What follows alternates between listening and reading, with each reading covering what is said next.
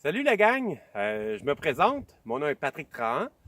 Je voulais vous parler un petit peu de motoneige hors piste. Je suis présentement en randonnée, puis la Fédération des clubs de motoneige du Québec m'ont demandé de vous partager quelques petits trucs. Je pense que la motoneige hors piste, des fois, est un peu mystérieuse pour les gens qui font du sentier, mais qui ont des motoneiges qui peuvent faire du hors piste, ne sont pas toujours préparés.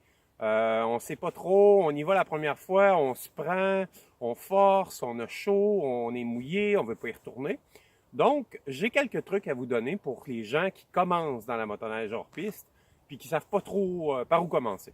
Moi, je suis considéré un peu comme un aventurier, loin d'être un pro en hors piste, parce que moi aussi, j'apprends tous les jours à chaque fois que je sors. Je ne suis pas un pro rider comme on voit dans les vidéos. Je suis plutôt un aventurier. Je suis le promoteur du Challenge Blanc, qui est le rallye de motoneige hors piste. Donc, j'ai appris quelques trucs, des fois par la mauvaise façon, parce que j'étais pas préparé. Donc, je me suis dit, la prochaine fois, je vais y aller. Donc, ce que je fais aujourd'hui, la chronique, ça va être qu'est-ce qu'on amène en hors piste. Et ça s'applique très bien dans les sentiers fédérés aussi, ce que je vais vous montrer, parce que l'hiver, on sait qu'il fait froid, il peut faire froid, il peut pleuvoir, les températures sont hyper changeantes. Donc, je vais me mettre à nu devant vous. Je vais, en fait, pas du tout. Je vais enlever mon sac à dos. Je vais vous montrer ce que j'ai dedans. Parce que je suis en motoneige hors piste en ce moment. Je prends ce temps-là pour vous faire ce petit vidéo-là. Je vais vous montrer ce que j'ai sur moi. C'est live, en fait. Donc, je vais vous montrer en premier. Je me traîne toujours un sac à dos. Donc, le sac à dos, moi, je le mets sur mon dos parce que je suis habitué. Il y a beaucoup de gens qui préfèrent le mettre sur leur motoneige avec des bungees. C'est bien aussi. Moi, mon sac à dos, en fait, c'est à peu près un 35 litres imperméable. Si vous n'avez pas un sac à dos imperméable, c'est très bon de ce que je vais vous montrer, de le mettre dans un sac de plastique pour que ça ne vienne pas mouiller. Donc, moi, j'ai un sac à dos comme ça. Donc, en premier, je vous donne le contenu de ce que j'ai. Bon, ici, j'ai un lunch, donc avec beaucoup de liquide, donc du Gatorade ou de l'eau, avec une sandwich, quelque chose de sucré, des bars. Donc ça, c'est vraiment important quand vous partez, comme ça, vous ne manquez pas d'énergie. Ensuite de ça, dans mon cas, moi, j'amène des lunettes. Des lunettes parce que sur mon casque, c'est un casque intégral, comme on appelle, et je roule avec des lunettes, qui ne sont pas chauffantes. Donc j'en ai une paire et deux paires, et j'ai même une lentille de spare. Tout ça, c'est important pour pas que s'il fait très froid, que ça bue, vous voyez plus, vous êtes dans le trouble. Donc, c'est important. Pour ceux qui ont des visières chauffantes, je vous conseille d'amener un fil de spare et même une paire de lunettes. Comme ça, si ça brise, ça casse, le fusible lâche, vous n'êtes pas pris à rien voir, à avoir les yeux gelés, des choses comme ça. C'est même en sentier fédéré, c'est quelque chose que vous devriez toujours avoir en spare. Toujours prévoir à l'avance. Ensuite de ça, bon, une batterie, ça c'est pour ma scie mécanique Husqvarna. Donc, moi je traîne ça. Vous n'êtes pas obligé, évidemment, parce que moi je fais beaucoup de développement en forêt. Donc, ça c'est ça. Ça, très, très, très important. Je la mets sur le dessus de mon sac. Normalement, elle est roulée, mais là, je l'ai utilisée. C'est une sangle de sécurité, en fait, de 20 pieds de long. Moi, je l'utilise surtout pour aider à sortir soit ma motoneige ou la motoneige des autres. Je peux tirer une autre motoneige avec ça. Il y a plein d'utilités que je peux faire. Je peux attacher. C'est super important d'avoir ça. Il y en a qui ont des snow bungees. Vous allez sûrement entendre parler de ça. C'est bon. Sauf que des fois, on ne peut pas se placer avec l'autre motoneige pour tirer l'autre motoneige. Donc, on y va à bras. Et pour à bras, au lieu de tirer sur le ski, se mettre devant le motoneige, puis tomber, puis le motoneige nous tombe dessus, je vais vous montrer ça dans une autre vidéo, comment se tirer d'affaire. Ben, moi, j'utilise une sangle. J'ai fait faire chez le cordonnier. Ça a coûté une vingtaine de dollars à peu près. Et je l'ai toujours sur le dessus du sac, au cas où. Donc ça.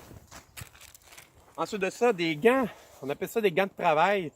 Parce qu'en motoneige hors piste, si vous êtes pris, vous avez vos gants ou vos mitaines que vous utilisez pour rouler, ben, ils peuvent être mouillés. Si vous travaillez fort, vous allez suer dedans. Puis après ça, ils vont venir tout glacés quand vous allez rouler. Donc, l'idéal, c'est de prendre vos gants que vous roulez ou vos mitaines, les mettre près du moteur pour qu'ils chauffent et avoir une paire de gants pour travailler, dans le sens pour aider vos amis ou vous un peu démerder avec vous. Donc, vous avez une paire de gants, moi j'en ai toujours une, qui sont doublés. Du linge de spare, donc c'est-à-dire une cagoule, toujours important. J'ai aussi une couche de plus. OK? les vêtements qu'on a maintenant en hors-piste, même les vêtements de motoneige de sentier, sont faits en multicouches souvent. Donc, on s'apporte une couche de plus. Maintenant, avec les micro-duvets, c'est idéal, ça se range super bien dans le sac à dos. Donc, voilà. Ça, c'est super important. J'en ai eu besoin, justement. J'ai mis le pied dans l'eau. On sait qu'en hors-piste, des fois, on peut passer dans un petit ruisseau qui n'est pas tout à fait gelé. C'est pas grave pour la motoneige. Par contre, on peut se mettre le pied dedans. Et puis, c'est pas agréable de rouler avec les pieds mouillés. Donc, on s'amène une paire de bas secs. Donc, puis, il faut les laver. Hein? Donc, une paire de gants ou de mitaines supplémentaires. Donc, c'est pour ça que je vous dis que c'est vraiment important d'avoir quelque chose de prévoir au cas où. Donc, les gants, ça, il ne faut pas jamais quitter sans avoir ça en hors-piste. Donc, du duct tape et du bon duct tape. Pas du duct tape de magasin à $1 qui va pas tenir, du vrai duct tape. On peut réparer les visières, on peut réparer les plastiques, on peut réparer à peu près tout avec ça. Donc ça, c'est super important de garder ça quelque part, soit sur la motoneige, soit dans votre sac à dos. Ensuite de ça, des couvertures de survie. Ils vendent ça dans tous les bons magasins de sport, de plein air. Il y a plein de choses d'utilité qu'on peut faire avec ça. Se réchauffer, amener des choses avec, couvrir des choses. Ça reflète, si jamais vous êtes perdu ou quoi que ce soit, on peut refléter le soleil avec ça. Donc, super important. Une trousse de premiers soins, assez complète. Vous ne l'ouvrirez pas évidemment, mais on peut les acheter comme ça déjà toutes complètes. Ce qui est important, c'est si vous utilisez quelque chose, des bandages ou des choses qui sont assez uniques dedans, les remplacer. Je me parle à moi-même en fait parce que j'ai oublié souvent. C'est vraiment important de la garder complète dans le fond du sac parce que espéramment, vous n'allez pas l'utiliser souvent. Donc ça c'est important. Qu'est-ce que j'ai d'autre? Donc c'est pas mal ça. Ça c'est mon sac à dos. J'ai des choses dans les poches aussi, tout le temps que je traîne. Une autre paire de gants. Vous allez dire, j'en ai pas mal de gants. Mais c'est toujours pratique d'avoir des gants comme ça, des petits gants.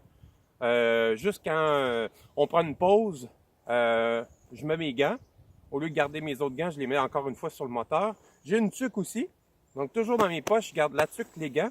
Donc aussitôt qu'on s'arrête pour prendre une pause, j'enlève la cagoule, je la mets sur le moteur, je mets ma tuque et les gants. Vous allez voir tout le monde qui font du hors-piste, qu'on s'arrête souvent. Ben, on fait ça. Donc j'ai ça. Qu'est-ce que j'ai d'autre aussi?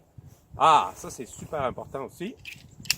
C'est un coupe arbre, ce que j'appelle, un petit yacht que vous pouvez acheter dans toutes les boutiques où ils vendent des accessoires de forêt, des choses comme ça.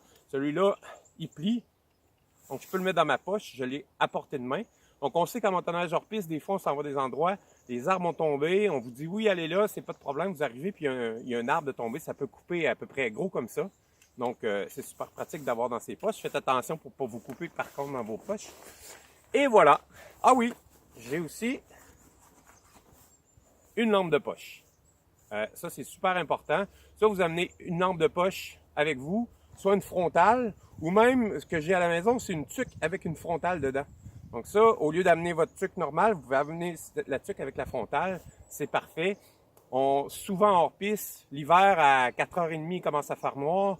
On veut réparer des choses ou quoi que ce soit, on a notre lumière. C'est super, c'est primordial d'avoir de la lumière avec vous. Et puis voilà, je pense que j'ai tout. Je vous ai tout mis sur ça. Vous pouvez prendre des notes. Mais ça, autant en sentier fédéré qu'en hors-piste, ces accessoires-là, un sac comme ça bien préparé est super important. Donc j'espère que vous avez appris des choses. À la prochaine clinique, je vous encourage à rester sur le site de la Fédération. Je vais vous parler d'autres sujets de motoneige hors-piste. Merci et à la prochaine.